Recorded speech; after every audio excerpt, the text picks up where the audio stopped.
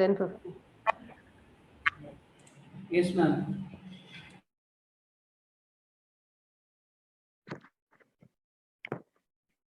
Good morning, everyone.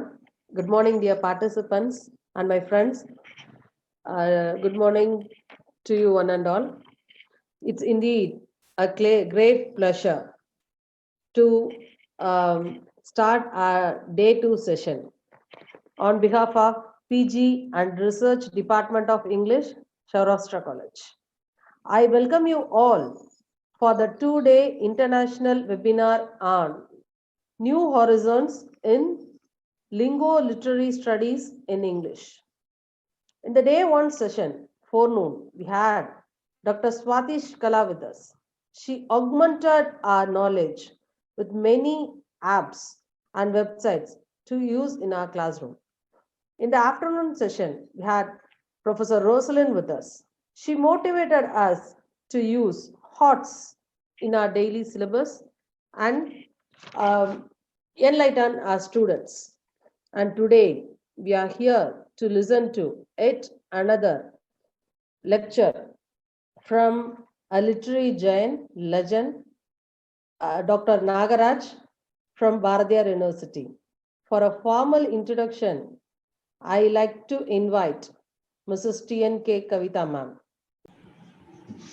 A very warm, pleasant, and wonderful morning to everyone assembled on this online platform.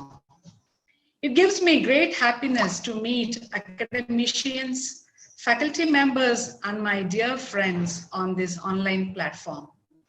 I deem it my proud privilege and honor to introduce today's resource person and speaker of this 2-day international webinar on New Horizons in LINGUO Literary Studies of English. He is Dr. P. Nagaraj, Associate Professor and Head, Department of English and Foreign Languages, Bharatiyar University, Coimbatore. The leaders whom people respect and will follow have the characteristics of being themselves, of being passionate about what they are doing, of communicating that in a very heartfelt way that moves and impresses others. Dr. P. Nagaraj is such a person who is optimistic, hopeful, an unparalleled erudite scholar, and a versatile person who is well known for his professional excellence. He is a very dedicated teacher who has molded scores of students. Dr. P. Nagaraj completed his PhD in Bharatiyar University in 2006. His areas of research are English literature and English language teaching. He has presented innumerable papers both at national level and international level. As an outstanding national journals and nearly 50 papers in international journals.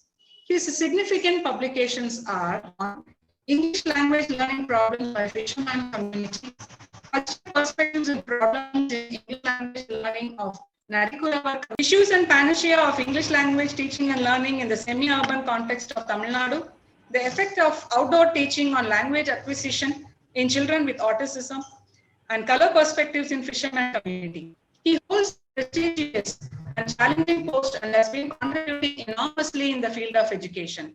He has completed many projects and the project worth about 5 lakh is ongoing now. He has produced 30 doctorates and has guided 32 MPhil scholars. His passion for learning is both inspiration and motivation for his teaching. He has delivered many lectures in various colleges and universities. I had the great opportunity to listen to his talk in our 7-day faculty development program. He set fire to our thoughts and our perspectives went on a tremendous change. We are indeed very fortunate to have such an eminent scholar to address us. Today he is going to talk on the topic languaging in pandemic. I extend my hearty welcome to Dr. P. Nagaraj. Thank you all for giving me the opportunity to introduce the speaker of the morning session. Thank you. Thank you, ma'am. Dear participants, I request you to post your question in the chat box. And after Nagaraj sir's session, our moderator, Dr. K. Kavita, will read the questions to our resource person. Thank you. Nagaraj sir, the dais is yours, sir. Yeah, thank you. Thank you so much. Thank you, sir. The organizing members of this international webinar from the Saurashtra College and the members from the Department of English and Foreign Languages, Dr. Rashita Varghese, she is gonna deliver one more session by this afternoon. And at this juncture, my fellow faculty members, dear participants, now I wish to acknowledge here one important personality who was behind this big mega show. In the sense, when Professor Muthukrishnan sir, my good friend, a part of my family, his association, my association with them is not just academic, but it goes beyond the academic as well, where he takes up the role of guiding me, helping me in all the academic and the administrative pursuits. I'm really indebted to Professor Muthukrishnan sir, when he had approached me for a webinar of this nature, and he said, I wish that you could address during in the particular local which he wished to. So, and by all the sessions I had with him, I love to listen to him. Yesterday also in his keynote address, I love the way by which he still carries the energy. I think no academicians, hardly few academicians would carry this type of an energy when they wanted to explore their ideology to the mass of learners and teachers community. And I still go back to my days with him, my association with him. Whenever he does a lecture, now I make it sure a point that I never miss his lectures, and I sit down whenever he presents, and I take a note of his presentations. Such an eminent personality with a vast resource, and beyond all this, a serious academician who had contributed so much by his knowledge, not only to the Bharatiyar University, but also but extending beyond the Bharatiyar University arena. His contribution is something very, very tremendous. And today morning also I was literally to a bit little shocked, when he called me that and he said he'll be waiting for my lecture, and he'll be keenly looking into what I'm gonna speak on. And here also, and I wish to acknowledge that his daughter and my daughter is there, and the double responsibility, when my two daughters are here, witnessing what I'm gonna speak on the coming hours.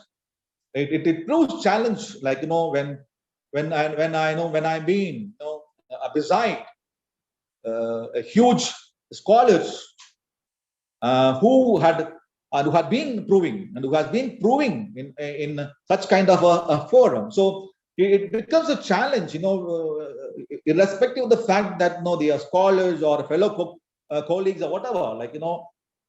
In their presence, it makes a teacher so much so challenging that every time when we witness such kind of personalities around us, it shoulders double responsibility in me, and every atmosphere of this nature, I take it as a challenge, and I come out with whatever the little knowledge or the little resources, what I learned from my reading, my experience with such kind of an eminent personalities like Professor Muthukrishnan sir, and here I am, if not Professor Muthukrishnan sir, and his contribution and his ideology regarding making a humanistic an experience, a humane experience. So I'm here today. It is purely for the fact that he wanted me to explore some of the simple ideologies, which I wanted to carry on with respect to the topic, which I had given. Even coming to the topic, ladies and gentlemen, I wish to bring to a notice that when I had earlier given the topic, I had given the topic of pandemic as one aspect of study, and virality as another aspect of study. And I had just connected by hand, but I could see that when it's been printed, I know for sure it is the work of Professor Muthukrishnan sir, like pandemic in languaging in pandemic. So with the introduction of preposition, I know as a linguist, he had again put me into a challenge, where I have to navigate between the nuances on these two parallels, the language and the pandemic. When I say language, it is not language anymore in the current context. It is languaging and pandemic. So I owe a lot to Professor Muthukrishnan sir. I hope that my fellow colleague Dr. Vinod Kumar, is also present here, and all the participants, who are here to witness to my narratives. I do hope that I'm not gonna disappoint you with a little of the knowledge I do have. So I thank the organizing members of the Saurashtra College for having me as a resource person on this wonderful eve. And I thank you each and everyone, and I thank wholeheartedly Professor Muthukrishnan sir for taking such a wonderful initiative of bringing all the fellow faculties under one particular context of the virality of the context. So thank you each and everyone. Now let me go into the topic of my narrative, the ideology of my narrative. The objective of my narrative holds very simple portfolio. It represents, so it comes up with the three major framework of thought, a threefold analysis, a threefold understanding of what I literally wanted to throw open to you all guys in the name of languaging and pandemic. So what do I mean by languaging, and what do I mean by pandemic? I'm gonna specify in detail in my narration and in my thought process, which I'm gonna delineate on the coming hours. So the objective of my presentation, I'm narrowing it down into threefold analysis. The one is the virality of the context. One is the virality of the context, and I refer to pandemic. The virality of the language, it is not language, it is again languaging, again a pandemic. And how these two, the virality of the language, the virality of the context, and how these two has having a major influence on the humanity, the human behavior at large, and how these three at one particular point of time, I would say, it is coming to terms.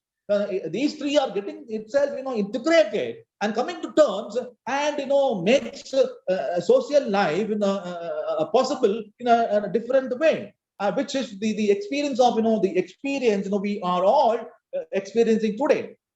So this interconnectedness, this coming together of the context, coming together the language and so-called languaging, and its reflection on the human behavior is the thought process which I am highlighting on. And here is where and I wish to trace when I talk about the languaging. I'll be more so focusing on the perception of the language, its growth, its development, and how it has originated and how it has been challenged. And irrespective of the challenges and the very many varied forms it has taken by way of objectifying and by way of subjectifying the elements that revolves around the experience of the language in itself. Now I would narrow it down to the context of the virality, where the context of pandemic, the context of epidemic. What is the challenge with this language? What is the challenge with this language? No, my observation goes like this. My observation goes like this when I say, my association with this language for nearly 25 years. And this is the first time, I'm experiencing something, a new man experience. When I say a new man experience, I had never ever had such kind of an experience with this language, where it poses a challenge. It throws a challenge on very many perspectives. When I say why it is throwing a challenge on what basis it is throwing challenge, I would like to bring into terms by two colonized vocabularies. One is the characteristic quality of not knowing, and the characteristic quality of unknowing. Not knowing and unknowing is the characteristic quality this English language at present it has imbibed, and it has qualified itself, so that it is proving so much of a threat to the larger humanity of the human existence.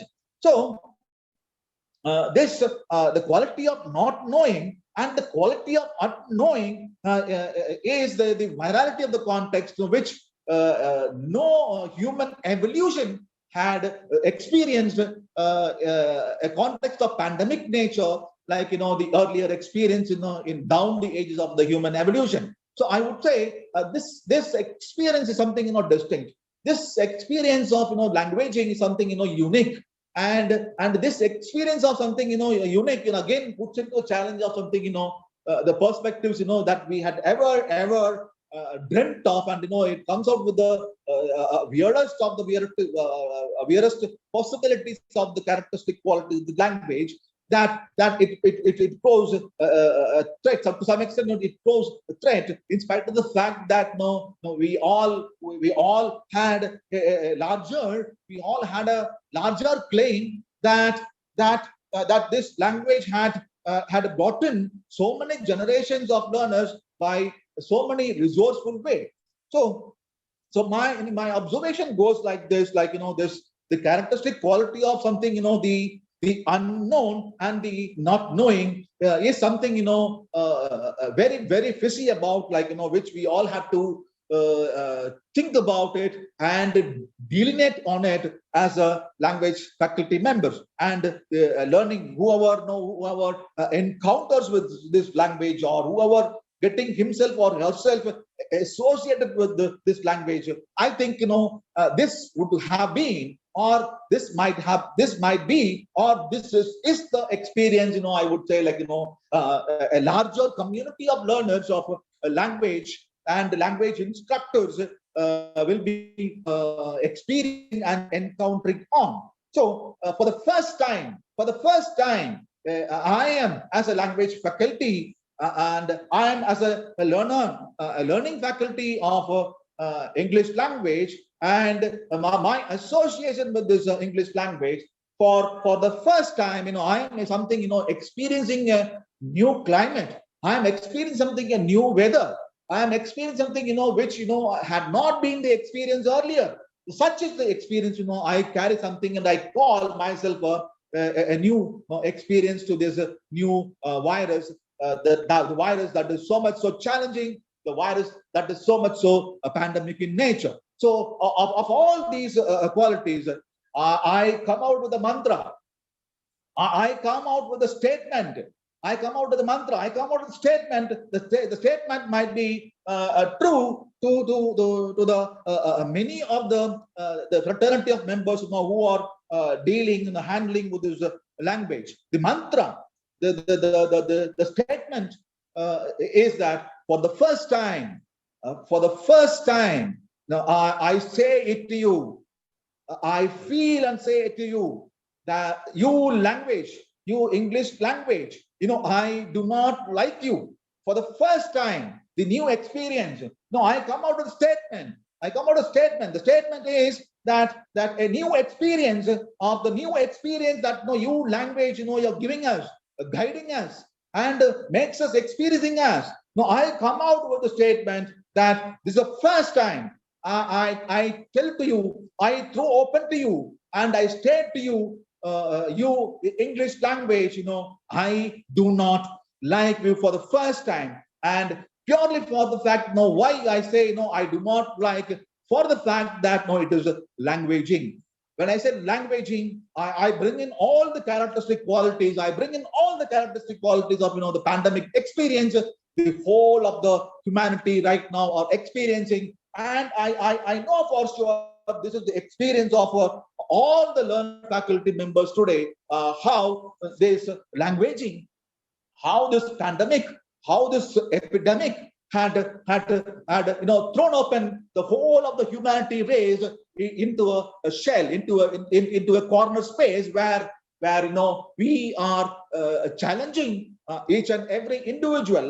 We are challenging every individual on where to go about from here, and that is where, and that is the experience that we are all experiencing right now. And I might be hard. I don't. When I complete my narratives, I would come out with an observation, something might be distinct by the way what I'm claiming at the initial phase might be my perception. As I'm narrating, I would think my perception to some extent would vary. I don't know because when I'm working on this particular topic, hello.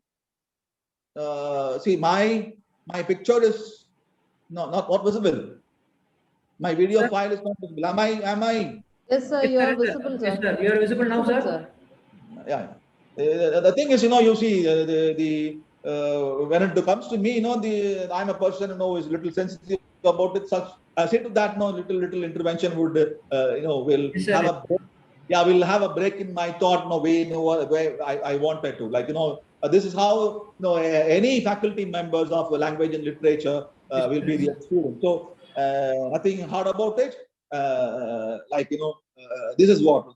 So for the first time, I say I might be hard in my statement, and the faculty members, the fellow fraternity members might be having a huge question. Why this gentleman is coming out with this particular kind of a thought process where this language, is the life-giving force, is the life for all who are into this particular profession. But then, as I said, my perception to some extent would vary. I do not know how my thought process, from here on, it is going to take off. So, with this small introduction to languaging and the pandemic, I say I don't like your language purely for the fact that you had already associated yourself with the pandemic. You had already associated with the virus. And you love and wish to live with the virus. So when you possess the quality, the characteristic quality of the virality of the nature, and for sure that we as a member, we as a human, a part of the humanity, would not would be to some extent panicking about the way by which you are generating principles, by the way by which you are generating your ideologies. So I have my own limitations, whether I wanted to appreciate you or I don't want to appreciate you. So I always, my perception will always be like a thought process where if I feel that no, my conscience says you go ahead with, and you promote saying that no, it is good, I'll go about with. If my conscience says directly that no, this is what the application that no, you want to make it out, so I dare go with the application of what my conscience says. I never ever hardly like work with the perspective that will go with the mind. But then on many a stands, and I always call on you all guys, on many a stand, this might be the experience of all the people personalities who are dealing with language, linguistics, or literature. Okay, so right is right and wrong is wrong, the perception. And today my perception is this, and after 1 month, after 1 hour, my slowly as some into narrative, my perception would come to some extent would change. So language, you are languaging, which the whole of the humanity do not want, do not wish. And we don't deny the fact. We don't deny the fact that no, you happen to be a life force, giving life to many, and you are resourceful, no doubt about it. You are resourceful, no doubt about it. You carry intelligence, yeah, no doubt about it, no doubt about it. But then there are observations to be made it very clear, particularly when the context is very, very hard, when the context is very, very challenging, and you wanted to put aside, you want to throw the humanity to a corner cell, and that is where an individual like me would always have a dark question yourself, the authenticity by which you carry yourself. So the first time, and I wanted you all to carry this mantra, the mantra of you should not like this language, because it is so much so languaging, and its association with the corona, its association with the virus is something it is carrying itself a personality that all the qualities of the virality you have taken into account, and you're boosting yourself that you are something unique, and you are contributing large to the human society in a greater extensive possible. Next slide, gentlemen. Next slide, please. Thank you. Language. And I could not read the text, refer to the books, language culture and language culture in dialogue, how language culture and its association with when it comes to the matter of dialogue. So the hardcore ideology over here is language is society, and society is language. And what is the application, the basic fundamental application of language? Why a language of such nature has to exist today? The simple fundamental ideology, the basic principles that lies with this phenomenological understanding is that we all live in a society where we need a medium by which we have to communicate. So the very basic is that we live in a society, and the relevance, the need, and the importance of how you formulate your ideologies into a form of a language, so that you claim that you exist, you persist in society. And I would like to recollect on what are all the instances, what are all the parallels wherein this particular language, I don't think not only this English language, any language for the matter, like it had gained its momentum. When it is that it had gained its momentum is that when there is a calamity, a total chaos of context, does prevail in a societal context. Maybe it can be, or it may be a warlike context, or it can be a natural calamity of a context which we are experiencing right now, a virality of nature, the virus context. So whatever the context, that is catastrophic, that is proving challenge to the humanity, what this language does, this language always takes up the opportunity and use the opportunity of the calamity and sees to that now it gains momentum. And that is where, I come out with the statement like, again, I'm associating with the ideology of a greater thought that, great sociological changes. This is a revolutionary period, and a great thought process, and there is a great societal changes, and whatever the great societal changes, and whenever there happens to be societal changes, and we could see its association, we could see how this the societal changes is being used by the language, any language for the matter. And when it comes to the matter of English language, it takes its the hardest of the hardest possibilities, and it sees to that it reaches the context and gains momentum. So, and these two, like, you cannot separate when you talk about language, the society and the language. And here and where, I would like to cite from the worst calamities that has been referred in the history of English language teaching and learning.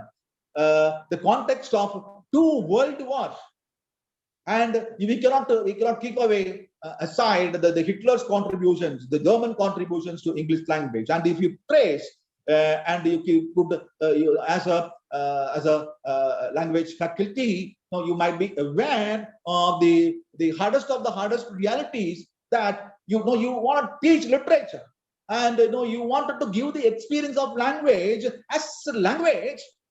The possibility is that you cannot keep away those devastating calamities. You cannot keep away 2 world wars, or you cannot keep away the virality of context right now, what we are experiencing today. So, a context of this nature, how you language carry yourself a momentum, and you grow double utilize this context. And there were contextual clues whenever we wanted to deal with language, whenever we want to deal with literature.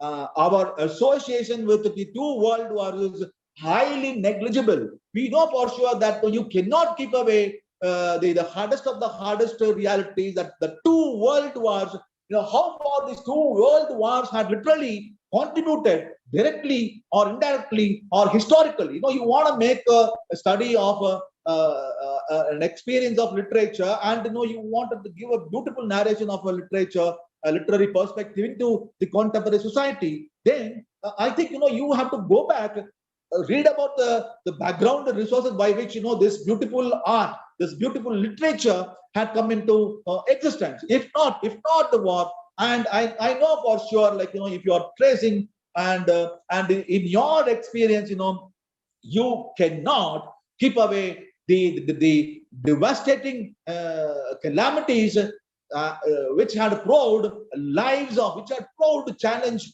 to the lives of the millions of people. And the same is the experience, but then I don't know about today's context, because of the postmodern thought, the postmodern thinkers, we always hide the truth about the data of, who all had been washed away, who all had been filtered away from the reality without knowing, that they are into. And we do not know how the data, it's going to expound from here on and as well. So one is the calamity of warlike context, how it had beautifully given so many beautiful literatures for us to experience. And we are all today experiencing a beautiful experience purely for the fact that if there had not been 2 world wars. And that happens to be the backbone, that happens to play the major role of structure to formulate any beautiful literature, or you want to experience language as language. But this is what being taught. And whenever we as a faculty, when we wanted to address on realities, we go to the history, know about the narratives, and correlate those experiences into the text of whatever you are venturing into. And that is a reality being posed on till now. But then now I would come out with another thought process when I talk about this languaging as such is the hardest of the hardest reality. When I say languaging, no, I would like to bring in a thought process of the characteristic quality of you possess the characteristic quality of a colonizing context, and you keep on proving that the nature of the slave dynasty, from take for example from Indian independence, and we all claim that we have been colonized, decolonized, but the colonized context is again the reality, and we carry the same framework of colonized context in every walk of life. We do carry on. And here is where I would like to give you one observation. There are many observations of the colonized context experience that this English language, by way of languaging, it is giving to the entire humanity, who are into this language study. But then, have we ever thought, friends, have we ever thought that wherever this language had colonized, it has had a major infection. It has had a major infection, and by the infection, down the ages, we were carrying so much of a culture. We were carrying so much of a history and so much of a tradition. So all these, by this virus, by this languaging, when it comes infected by the terminology, by the term of being colonized, it enslaves. It enslaves, and okay, fine, it is enslaving by a colonized context. Okay, but then right now it goes beyond enslaving, and it sees to that it destroys. It destroys. And if you think wise, and if you take it into consideration, like right now, so many of the beautiful languages that have been into our society, like which was carrying so much of a rich culture, which was carrying so much of a tradition, a huge voluminous of resource by way of language.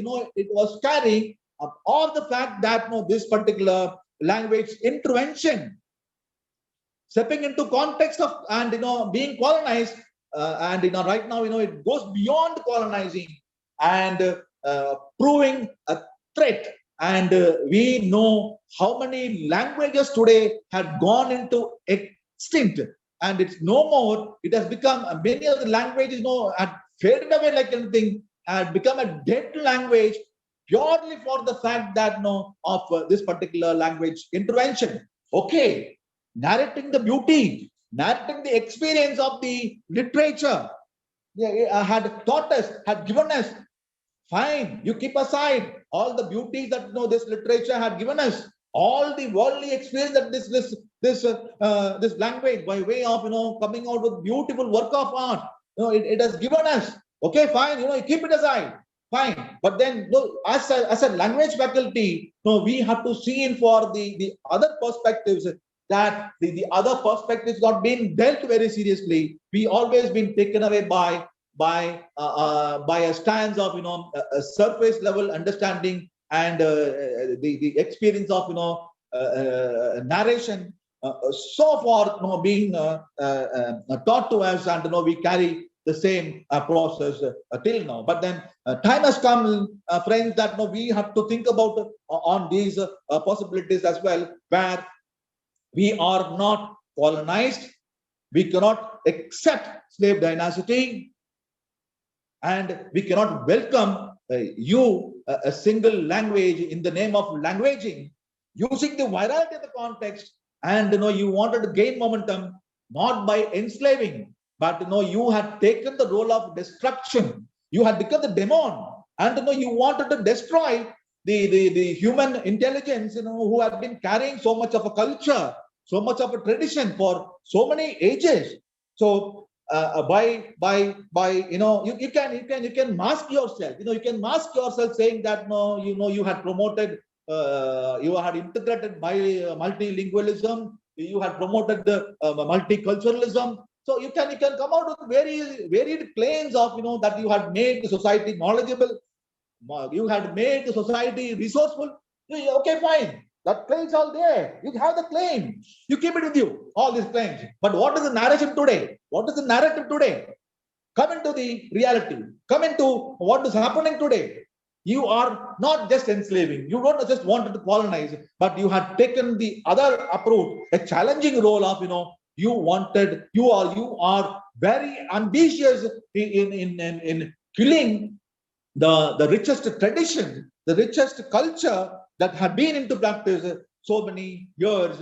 And here is where, friends, here is where my fellow faculty members, I to some extent, you take had taken a perspective like, why this languaging and what is its role and what is this languaging, it does to the humanity by just joining hands with the corona, and makes the whole of the context epidemic and pandemic, and the horrible thing, the horrible experiences that we cannot take it off, if it has been just enslaved, but you wanted to destroy humanity, you want to kill the culture, the tradition, humanity at large, humanity at large, it is the whole of the existence, you want to you want to play a havoc. No. So for these reasons, I tell you, friends, I come out with the proclamation. I come out with a simple statement, and the simple statement is the biggest statement that you have to carry.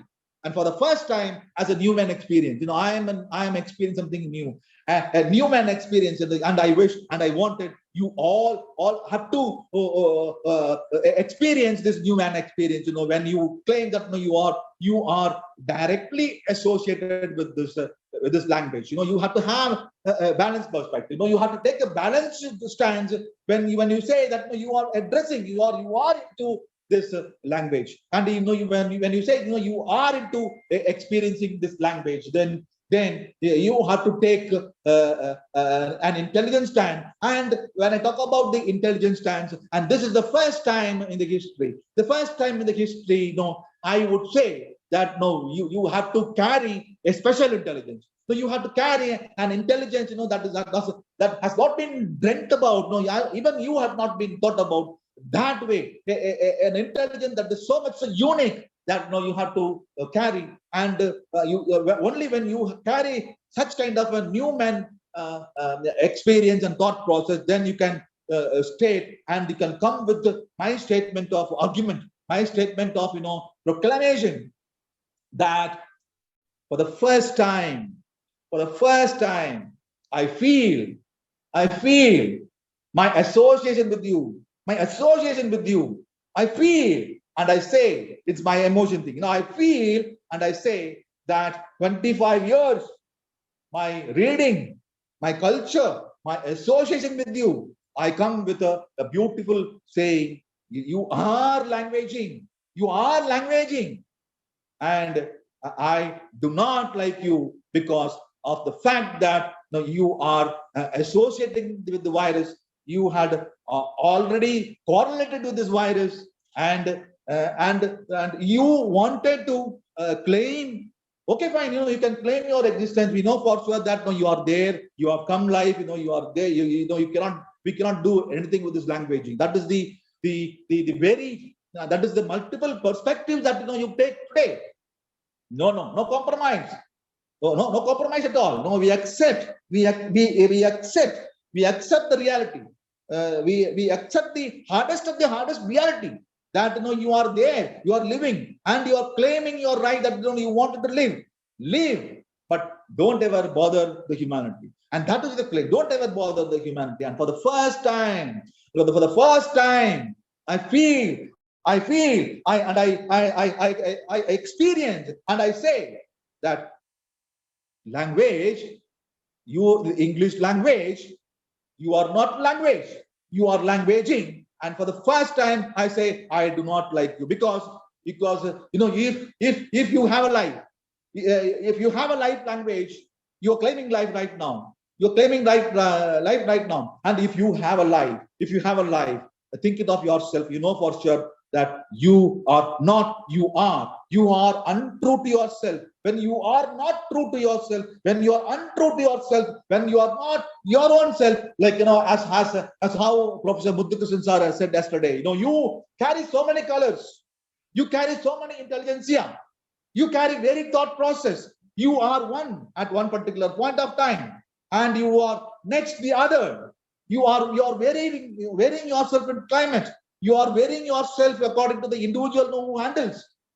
So many the versatility of the characteristic quality that you carry right now, and you are proving challenge to the humanity, and that is where I could not take it up when I say that for the first time,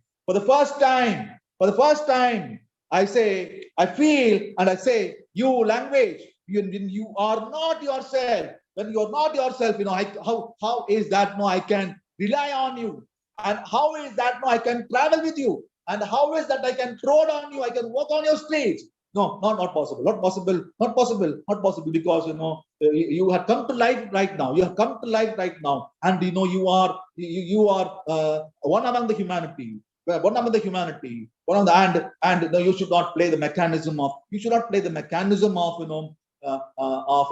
languaging.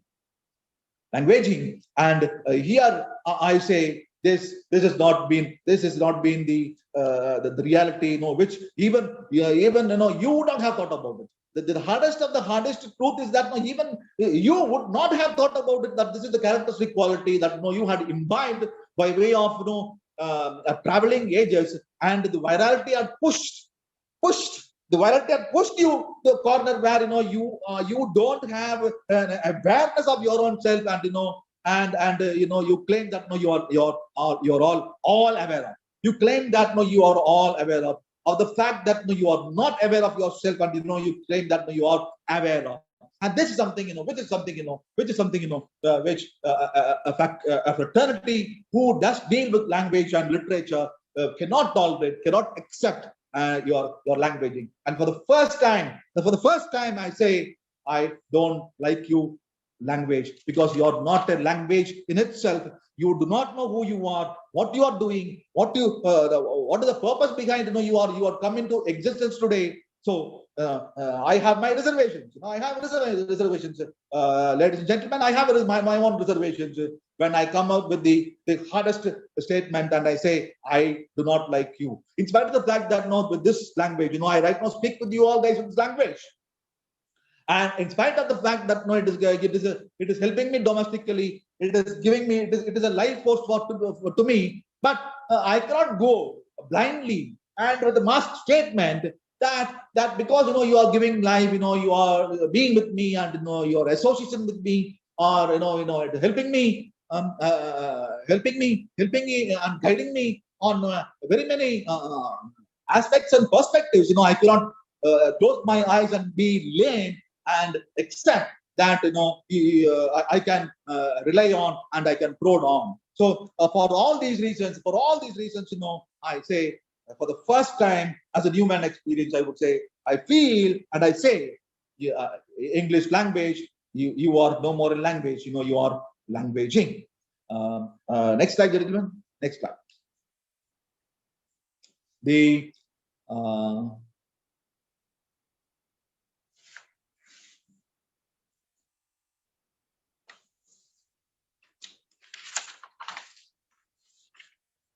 pandemic, language and pandemic, and I go with the ideology. You cannot keep away Nietzsche, Ferdinand Saussure.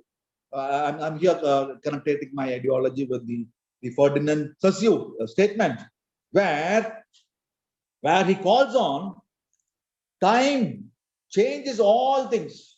Time changes all things, and he I think he's supporting the virality. Time changes all things, and there is no reason why language should escape this universal law. So Saussure agrees and accepts, and he wishes, and he comes out with a proclamation, a statement that this is the reality. You take any site, you take any form, You take any color and you can destroy any creed, if you, I don't think, even Ferdinand Saussure would have thought about this destructive part. But you would have thought about how you keep on multiplying yourself and will be deliberating on and being resourceful to the whole of the humanity that is in existence. So the truth is here is languaging in the era of pandemic, in the era of epidemic, in the era of COVID-19. So the virus existence has become the truth. Now, it claims that it has got life and gives space for the virus to live. Okay, fine. The power of the language, we had never ever challenged. We had never ever challenged. And as I said, the languaging, when languaging has become the hardest of the hardest truth, when you claim your rights to live in society, when you claim language means many to many. Now I do have a question. I do have a question, and the question is, I'm not questioning the intelligentsia. I'm not questioning the way you are resourceful. I'm not questioning the cognitive capabilities of you. So no, nothing. As far as the other aspect of how the academicians are experiencing. No, I'm not questioning all these abilities. And you had creeped into every nerve. You had creeped into every individual, and you had been into. I will tell you, you had been into the vein of each and every individual when they address the word Corona. Whether he or she is learned, whether he or she is unlearned, whether he or she belongs to any creed or caste or religion, you have been into, and you have become part of their life. I'm not challenging on all those principles and guidelines which you had worked out as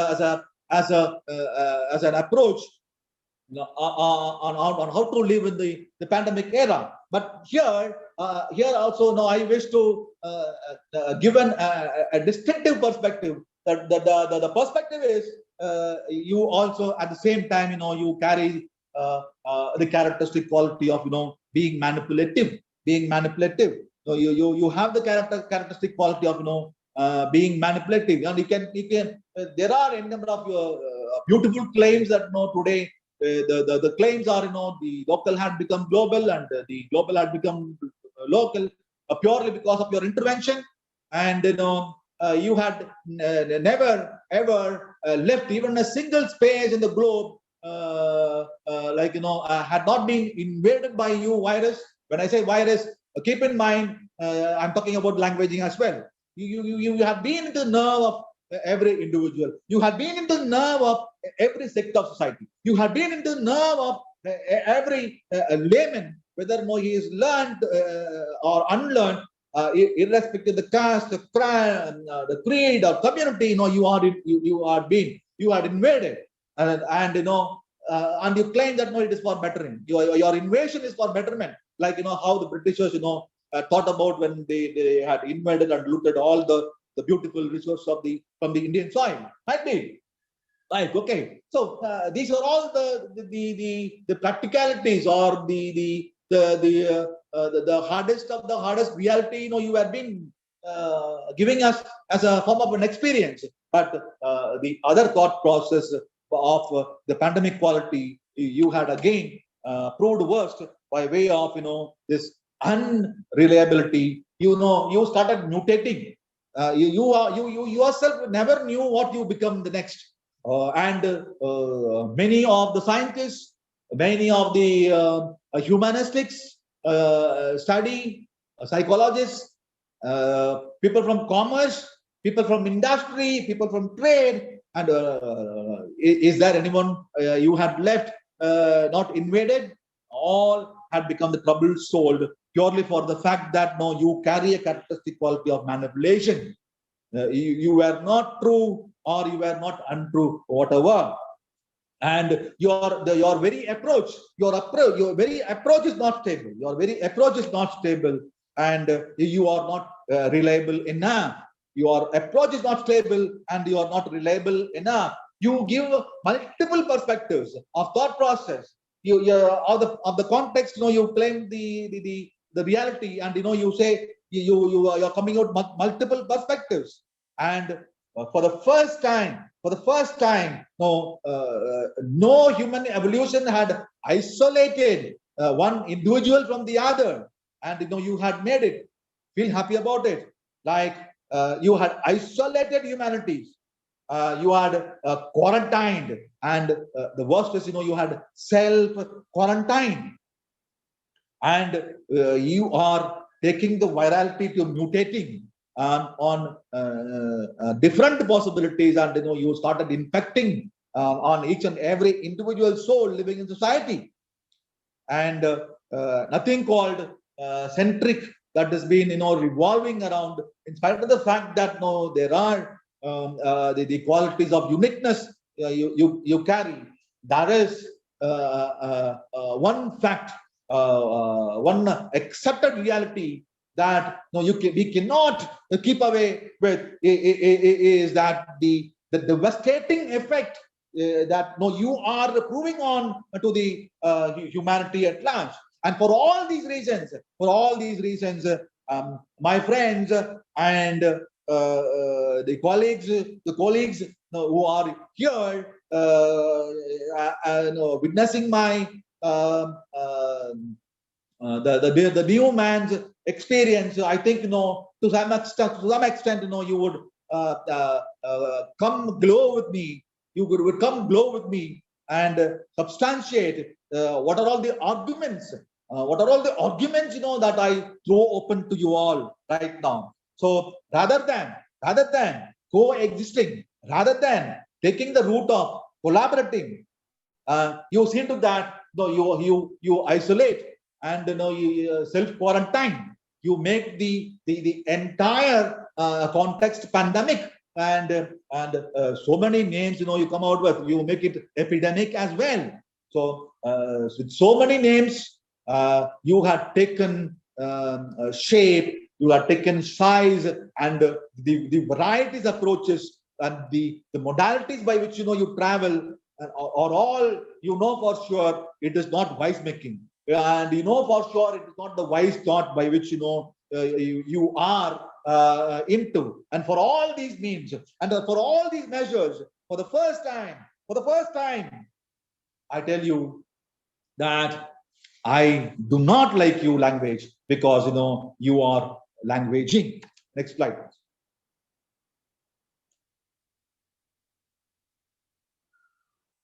Next slide. Yes, sir.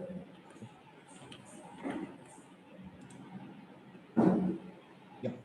Language is virus, and I go with the author's statement of Francis Lee and his associates, had come out with thought process of language and language in isolation, the isolation awareness. And here I would like to bring in the thought process of the experience of the academicians. Now I would directly correlate this experience to the academicians, and I think where you all would agree. And for the personalities who are from the traditional school of thought, even I would say, like even till now, for the 4 or 5 months, I think what the experience which I'm going to narrate will be the experience, like for the first time, for the first time, the way by which our traditional classroom setting, our classroom design, and the way by which we were dealing with language and literature in a 4-wall setting.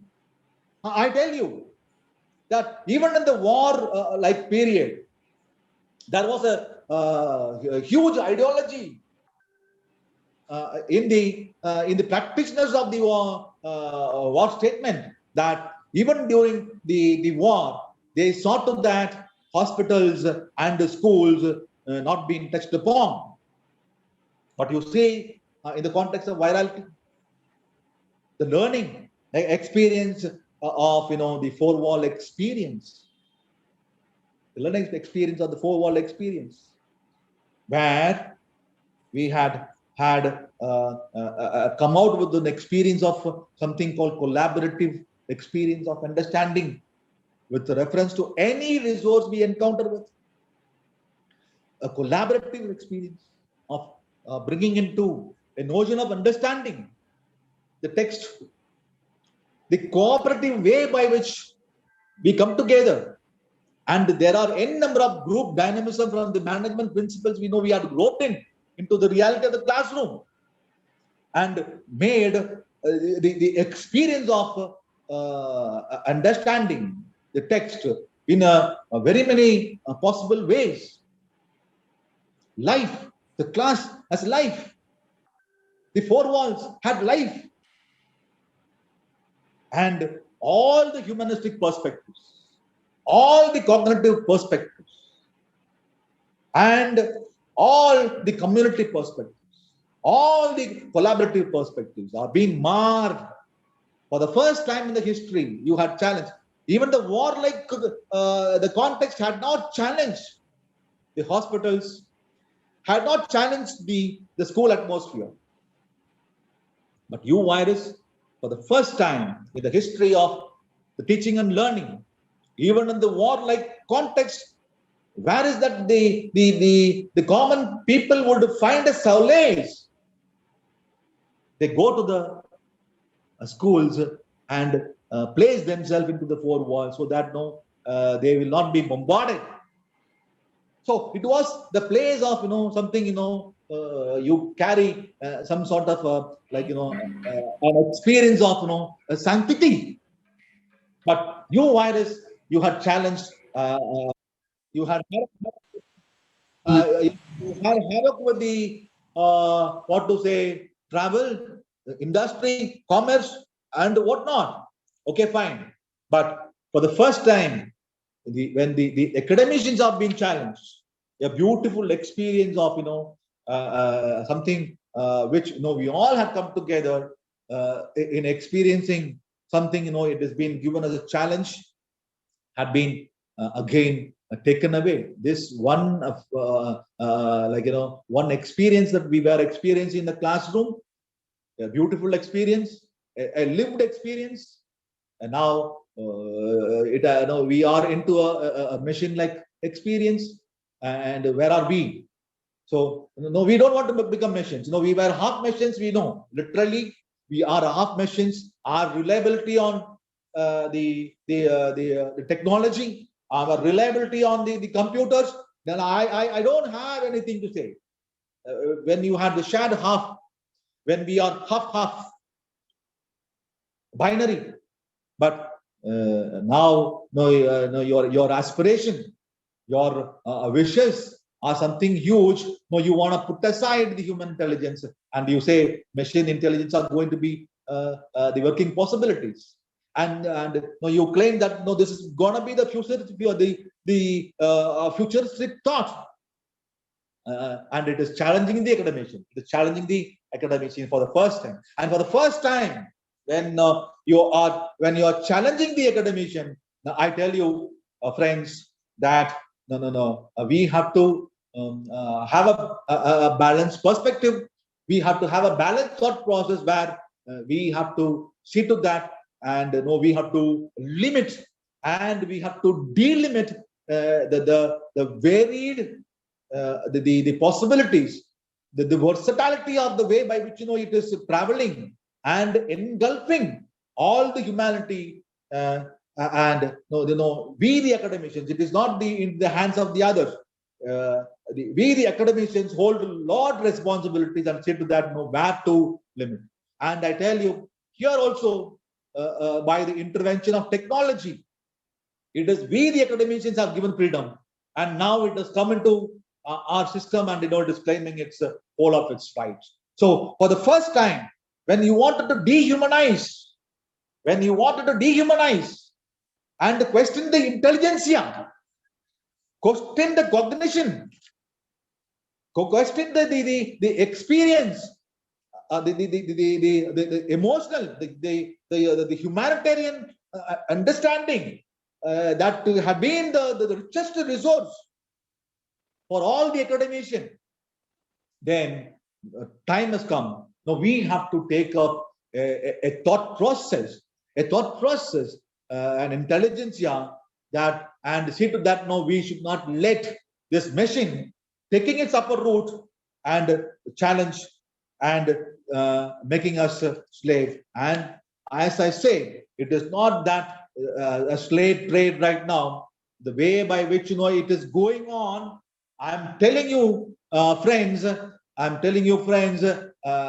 It is going to corner us, and it is going to be a big threat and put us in a tight corner, like as E.V. Lucas had stated. And once we become tight cornered, then I think our very whereabouts will be a big challenge. Next slide, Vidman. The word God word replaced by the word corona. In the human experience and in the human evolution, where our human evolution started with the word God. The word God is the extreme. The word God cannot be replaced by the other word. It is a word that has brought human existence to life. And for the first time, the word God is dead. And I go with the statement of again Nietzsche for this matter. Next slide. But then the word God word, or the word corona, has been the talk of the town today. Much for the first time, it has come to the dictionary, and it has been the word much referred in the pandemic time. This word has become the beautiful word, and this word has become the very interesting word. For want of time, I'm little pushing off, and it has become the beautiful word. It has become the very interesting word. And for the first time, it has come into the dictionary meaning making, and where larger. I happen to read through the statistics of the humanities refer to this particular word corona, the quarantine word. Huge in this pandemic time. The reference to this particular word and its association with the word corona to the other association have been so huge and large. It has been addressed by different people differently. It has been experienced by different calamity, by different context, by different age groups, and it has not touched upon, left upon any walk of life. All the roots of the lives of living of the humanity has been investigated. It has been retrospected on by this word corona. I tell you, you like it. You like it or you don't like it. You have to come out with the utterance. You are coming out with the utterance without knowing its implications on. So that is the way by which this particular word had been rooted into the each and every individual. And for the first time in the history, a word has become the celebrity word. It has become the celebrity word, and it has become the so much a crowned word, I would say. The word that has been so much so associated with the word corona, the COVID-19, the novel corona, the epidemic, the pandemic, and it goes. If you trace for 3 months of the experience, we had been associating with this virus. So many vocabularies have come into a prominence, and it has become the promenade, an experience of the promenade experience. Ladies and gentlemen, This word has been the crowned word of the humanity. And at the same time, this crowned word is the doomed word of the human. This word has been the crowned word used by all sectors of the society. All sectors of society. Irrespective of the caste, claim, the caste, creed, religion, whatever. The nerve, every individual, every sector of society is there. You like it, you don't like it, but then you uttered. I don't say you uttered this word. And its association, you see. And its association, you see. The word and its association. So many parallel stands, it takes. And many scientists, many humanitarians, many psychologists, many historians, many economists, and from many industry, from all walks of life, they try to investigate on the beauty of this vocabulary that has come into existence today. All had worked on, all had negotiated on, all had negated on the possibility of bringing definition to the word corona, but not possible. Not possible. The varied collocation and the very connotation that you take from the word and the versatility or the meaning that you have got into the context. I think the epidemic, the most celestial word, the most crowned word, and I would say you are the most doomed word that by way of the languaging you are bringing an experience to the humanity. And I tell you, the crowned word, the doomed word, both the experience, and I say you for giving this experience to the language fraternity, for the literarians, and for the linguists. I would say for the first time, you are not a language anymore. You are languaging, and which is the hardest of the hardest reality, which you yourself is not aware of. Next slide. No human evolution. We had not given away the word God. The word God is the truth. And for many, the word is the God word. That ends everything. Just imagine. If we take this word God and replace with another word, I think a larger community of humanity, and their space will be not a church or temple or mosque.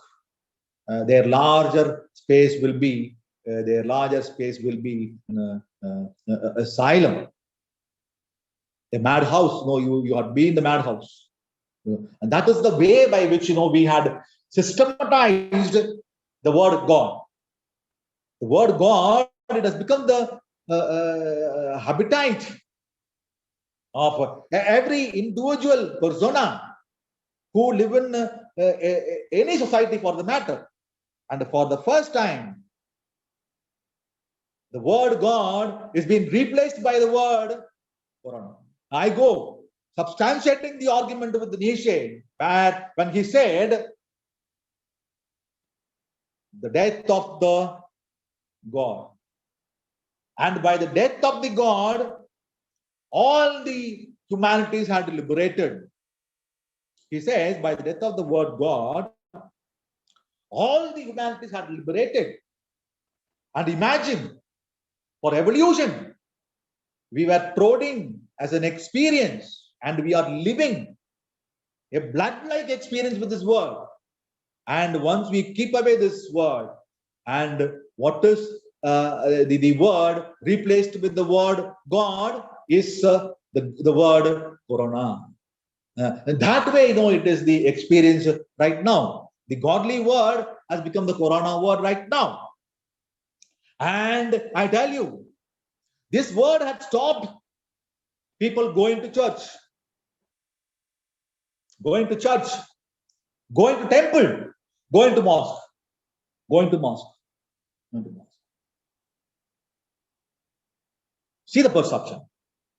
And when someone like Nietzsche, a German philosopher, and when he comes out with the statement, the word God is dead, and replaced by the other word.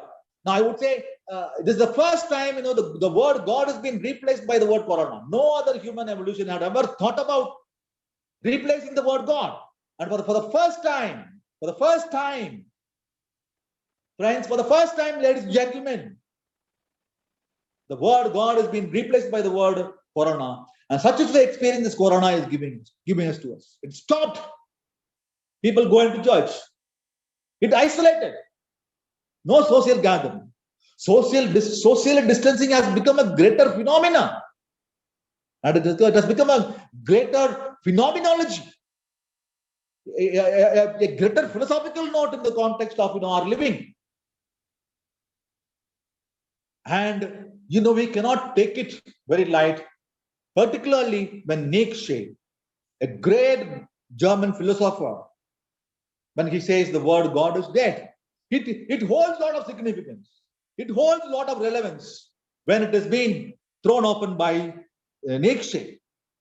And I have one more observation to make here, friends. The observation is, if Nietzsche happens to come to life, he would call on the God to reincarnate, come to life again, because this virus is doing so much of a havoc. So he would wish God to reincarnate and hold its position of the godly stature of the way by which this particular vocabulary it is taking its prominence and promenade. I would say promenade because of the versatility of this the word, and how it has got into the roots, how it has got into the vein of each and every individual. When I say the word Corona, the experience which I had experience of the word God is the experience which I am experiencing right now with the word Corona. Yes, and similar would have been the experience of every gentleman who are into a context of present day living context. Next slide. Now I go to the research. The Michigan University, they wanted to investigate on what, how people behave, and use pandemic context in coming out with the language use. There are two parallels they had taken at the beginning of the pandemic context. What were the language capacities they were using it, and during the pandemic context, when the worst was the experience they were experiencing. And they had on their investigation they have understood that the language used and when it has been established, worked out with in the form of audio diaries in the socio-linguistic laboratory, the findings are very shocking and revealing, and the findings are revelation that in their language use, that there happens to be a lot of artificiality. Like either you take the blogging or the very many the internet possibilities that you take it. Then you wanted to share your language capacities in any form or in any nature. They said that the experience happens to be artificial. There is no originality of the language being the use, and the expressive element of the language capacity has been marginally been slowed down by the intervention of this virus.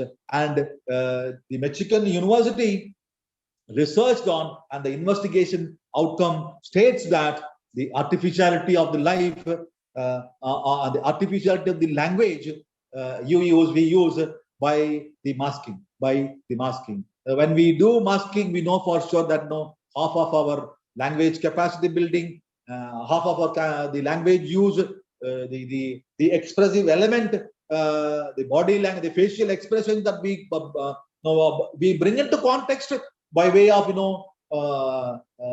establishing language in the fullest sense possibilities by masking. I think we will be untrue to our own self, in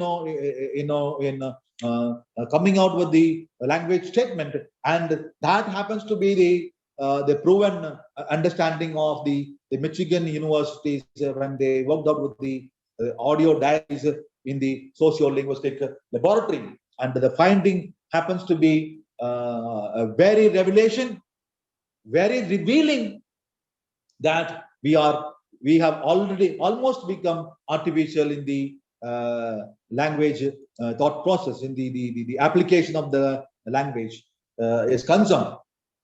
Next one, ladies and gentlemen, next one, please. The biological anthropologist understanding. I'm bringing in understanding of the biological anthropologist, how human influence and adopt to the changing environmental, adopting oneself to the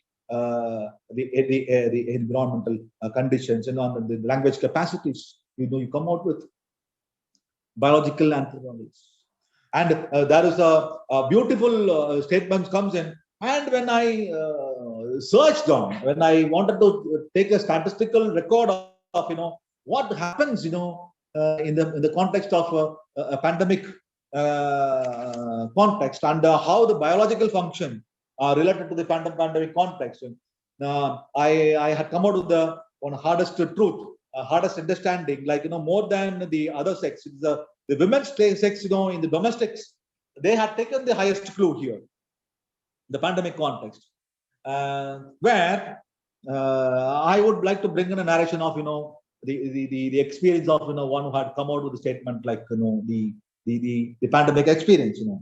I got my dumbbells, and I go on doing lot of online exercises, having the app. There are n number of apps had come into context, and by using the app applications, the number of exercises you promote by burning calories, so many vocabularies are coming. The pandemic context and the anatomy of the vocabularies that is associated to, and the health industry has been booming so much, and the impact of the health industry by way of the applications of so many apps. They say when I do the exercise to my arms, and when I do the exercise to my my calf muscles, and part by part, the exercise is a beautiful experience. I experience and when I could see that has been reflected by the changes that has brought into my physique. A beautiful claim. The online exercises, the new vocabularies of the biological intervention with the applications of the app. The majority of the population here are women voting, the domestic, not gents. This I worked out, as far as the statistical reports are concerned. I would say the app culture and the ape culture. The app culture has become the ape culture, and in domestic and it's proving very violent, very vigorous in the domesticality is concerned. Some of the language items, very minimal. Huge language items, very minimal. Try exercises, class online, dance to music, and do the workouts. Play active videos. There are n number of apps. Active videos. You have the active videos, and you enact according to the video representations. Try some of the gimmicks like the skipping ropes and muscular strength and balancing, and the beauty of the shape and size you bring in of the mechanical way by which you are being involved into. So the app culture had led to ape culture, where might be one of the reason might be because of the materialistic society. We in the domesticalities we live in. Everything has been done by machine. Even right now, I don't think half of the women who right now cook. Just a call, just by a small application, the food comes to your doorstep, and everything happens in a very fast way. A natural work, it does not permit you to go into the natural way by which you burn your calories. But then this is again a new culture that had come into the humanistic society at large. If I go, I can speak on a beautiful narration on this, the app culture and the ape culture. Next slide. All the ceremonials had become part of our culture. All the ceremonial habits had become part of our culture. Next slide, please, sir. Next slide. Ashley Montague, the ideology of Ashley Montague, the anatomy of swearing, I state the word from Ashley Montague. The early forms of language could have emerged from a desire to express oneself forcefully. When you wanted to express oneself forcefully. Gentlemen, next slide, please. Next slide. When you wanted to express yourself forcefully, the pandemic, the corona word has become the magical word. I would say this word has become the magical reality, a magical realism word, where I had the experience of reading in the newspaper in Coimbatore, the ideal of Corona Devi being established in prayers and mantras. And second observation I would like to make it here is go Corona go, Indian context. The swearing in, go Corona go. And the third is Indians lighted millions of candles, a sign of solidarity against Corona. So the first time, all mantras, all tantras, all the tantric pursuits are roped into something called a spiritualistic understanding. When you have a huge cry and you wanted to empower, overpower, and overuse it all, you swam, and you swam, and here is the type of swearing in ceremonies had happened, and the experience of Corona had given a magical realistic word.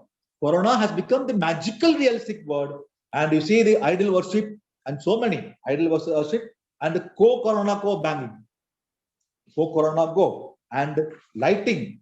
Now, how far we are yet superficial enough. Now we have to be the mantras, the tantras, and the tantric pursuits into the magical realistic world that we are promoting right now. Next slide, please. Next slide, please. The politics. I don't want to go much into the understanding of language and its the George Orwell's understand the politics on and the languages. I'm not going much detail into it, but then a little observation I would like to when the pandemic experience. I would go with the political thought, the ideology of George Orwell. Like the word meaning changes with the person in contact, with the person in climate, with the person in content, and the person in the person how he or she experiences a particular word. So we all knew huge areas. If we wanted to throw down the politics of the language use and as a political framework, as a political thought, as a political ideology, I would say all political minds are to some extent, or to a larger extent, I would say cunning, dominating, and will be purely egoistic. And I would like to associate the political ideologies with the priest ideologies. And the worry is even now they are the selling force. The politicians and the priests are the selling force and the hope of larger humanity. And it is taking its momentum again. The hardest of the hardest reality is that even the virality of the context, the pandemic quality of the context, the epidemic of the experience had not given away politicizing of the context. So the politics of language, the politics of the thought, the politics of the persona involved, and the characteristics of the persona involved in doing the politics. So it is going to be a very huge, and yet the hardest of the realities is that we still now do exist with the political framework of the thought, and we have never ever thought about it, thought about leaving the priests as well. We are awaiting for the lockdown to release. The once lockdown is released, then you would see the first day, the first thing we all will do is that we will go back to the priests. We will go to the churches. We'll go to the temples. We'll go to the mosque, large number, without having the awareness that the virus had not left the society. Without having the awareness that the virus had not left the society. You all will throng. I know for sure that you are all waiting. You are all awaiting for just lockdown to get over. But I'm very sure you don't have the awareness that the virus has come into context. It is claiming its existence with the human, and we have to live. And we have sometimes, we have to love the virus and go ahead with. And we do not know what shape, what size, and how it's going to mutate next. We are talking about third wave, fourth wave, all these post-corona context as well. But we will be having the politicized thought, a very narrowistic thought, and we will go back to the church. We'll go back to the temple. We'll go back to the mosque, form huge crowd, and we will see to that whether even if corona do not want it to, even if the virus do not want it to intervene, we will follow certain rituals, certain traditions that we know for sure that is very, very hard to put into practice of a pandemic context. We are all awaiting. Even if it's not mutating, we will give all possible ways and measures by which we will help the virus mutate. We are awaiting. We will help the virus. Next slide. Now, few of the experience of the professional English courses coming to the academics. I don't want to go in detail, even during the pandemic context, how the academics wanted to have an intervention. So many varieties of English language are coming in. Now, professional English course 1, 2 had been introduced into the all Tamil Nadu by the Tansky government, and a third and fourth book, we are gonna establish. You all might be aware of. Now, the big question is whether to. We had already given space for the other discipline members to take up the English language. So there are a number of perception, the number of theories undergoing regarding the professional English during the pandemic context. And if I again wanted to give a thought process to this aspect of the professional English, like where from English for specific learning to English for special learning, and where now the impossibilities of integrating possibilities have become the reality. The impossibilities of integrating English with the other important possibilities has become the reality, and that is going to be the pandemic experience. And for all these reasons, I would like to conclude, ladies and gentlemen, for the first time, and before going in for the concluding remarks, why Corona? Why Corona? Why language? Why Corona? Why language? Both of you had come together. And you possess each other. And do all the havoc possible. Do all the infection possible. You had shown your attitude. Now, I try to understand members, or else you will be misunderstood. I am here connotating the experience of what the objective stand had stated in the beginning. The coming together, the virus, the coming together of the languaging, and the coming together the humanity as well, right? And challenging humanity. You proved infectious. You have shown your attitude. You are not stable, not relied upon. You are different to different people. You had quarantine and self-quarantine. You proved pandemic and epidemic, and you had creeped into the every livelihood of the individual. Yet by all these experience, humanity at large do not know or do not know you, who you are, what you are, and what is the purpose behind your existence into the society. What is the purpose of your existence today? And what changes you wanted to bring in? What changes that you wanted to bring in spite the respect of all. And ladies and gentlemen, for the first time,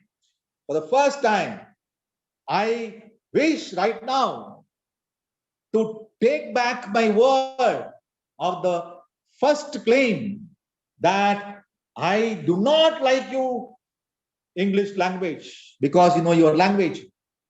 And here I end up, and I wish to rework on the principles which I had promoted at the initial phase. And for the first time, your language, by way of languaging, had given us a beautiful experience of experiencing something called so wild and wilderness. Today, I could share so much of a beautiful experience, if you had not proved calamity, if you had not proved so much so viral, and if you had not proved so much so infectious, this a beautiful narration of so much of an ideological thought I had brought in would not have been possible at all. And for the first time, I would say, I don't like you. Rather, I would say, I love you. I love you, language, for all the languaging experience that you had given, taking the virality in your hand, and you had literally beautified by the different perception, by the different versatility of the note, the voluminous of the resource that you had come out with, giving us the beautiful experience. And for the first time, I tell you, I love you, language, purely for the fact that you are languaging. And I do not forget, and I don't want to forget again the thought process, of something called the post-pandemic, which is the truth about the futuristic aspect of the ideology, which is going to be I know for sure, this is not an end in itself. We know statements are flowing. Many members of the humanity, they say, second wave is over, third is coming, and fourth is coming. I do not know what shape, what size, and what narrative you're gonna come out with in the post-pandemic context, and which is the hardest of the futuristic reality that we are gonna experience. Ladies and gentlemen, I love this languaging, and I am waiting. I am awaiting. I know for sure, by the way you are at present, you are not gonna leave society. No scientist could, no humanitarian could, no mantras and tantras could. Nothing. Your existence for sure is established. Your power is established. You had questioned the existence of the humanity by throwing your powers, by proving your powers, by approving the varied shape and size you take. I'm very sure, by the way you are right now, any moment of stress, any moment of a small climate change, any moment of a small physical change, any moment of the change by which you use a language, have to be so much so gajful. We have to be so much so gajful when we use language as a languaging. Anytime, I am very aware of the fact that we wanna receive another fourth shock, fifth shock, sixth shock, and many shocks. And we academicians, we have to wait and watch, and we are awaiting. And I end up saying that we love you, language. We all love you. On behalf of all the faculty members, I would say we all give a call for, and we all will love this language, of the fact that it is going to be challenging, and we are awaiting for more challenges too. Thank you. Thank you so much.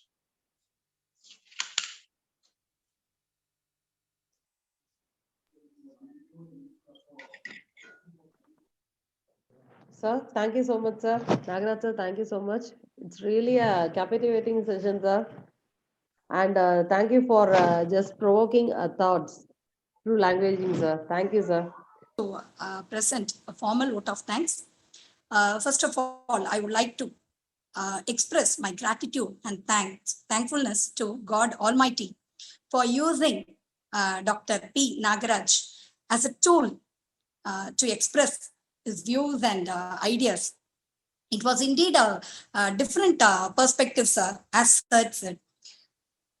It was really an honest attack on language for being dishonest, for being unreliable, for killing rich culture, and for languaging.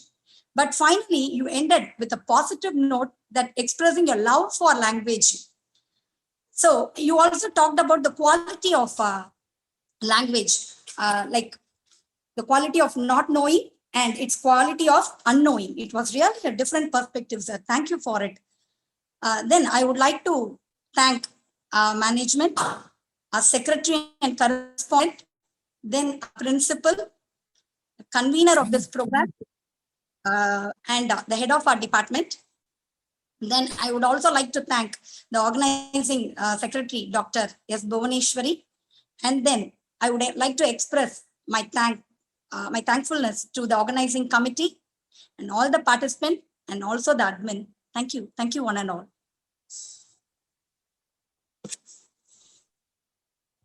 Thank you, ma'am.